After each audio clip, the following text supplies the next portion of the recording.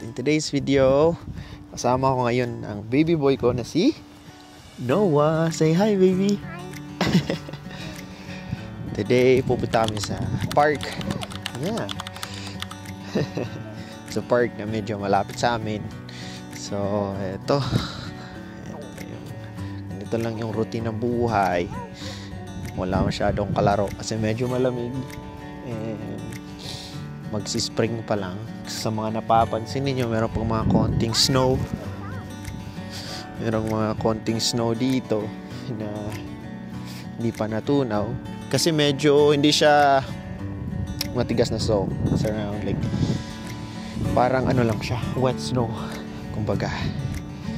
So ito lang yung simpleng buhay sa Canada. Dito pala kami ngayon sa Calgary. Ito lang.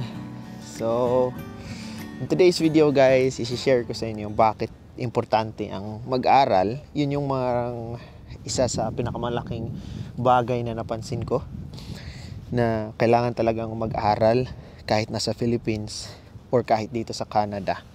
Gaano ka importante yung education, kung magagamit mo ba yung education mo from Philippines to here. So nadala ko yung education ko from nursing, parang hindi siya parang naput to waste, or hindi siya parang naging walang silbi. Yes?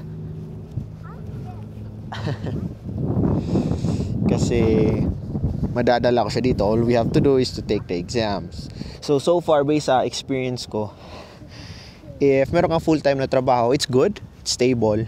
But the thing is, kung medyo mababa yung sahod mo, then medyo hindi siya doable. For example, if you have a family, parang ganon. Like in long term, I'm talking about the long term.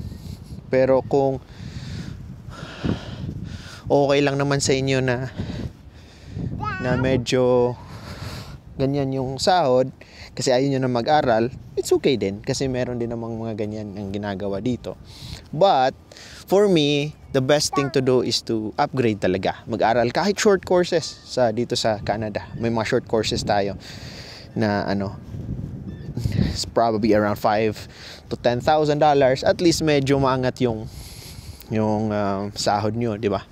Kasi if ever kung hindi ako nag-aral ng maayos from Philippines, hindi ko tinapos yung nursing, parang ganon, nagbulakbul ako, or na whatever ng reason na na-change ko yung hindi ko natapos yung program. So ang tendency is hindi ako makapasok dito sa Canada. It's because ang pasok ko dito before is student visa, right?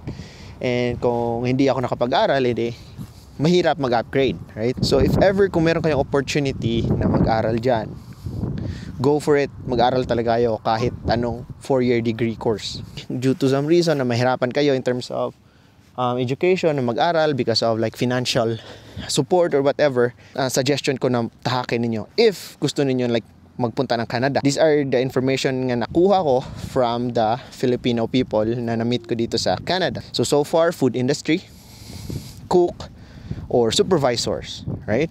So far, lahat ng mga nagbabarko, like for example, mga chefs sa barko, kinukuha sila ng restaurants dito, although with some money or something, kung dadaan kayo ng agency.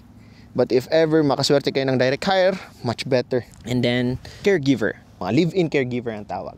So, yan yung mga may pathway into PR.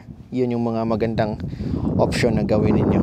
If hindi ako nakapag-finish ng college or whatever, yan yung pathway na gusto kong tahakin. As a supervisor sa food industry, fast food chains, a cook or chef, or maybe back prep or whatever, as long as you will be labeled as cook.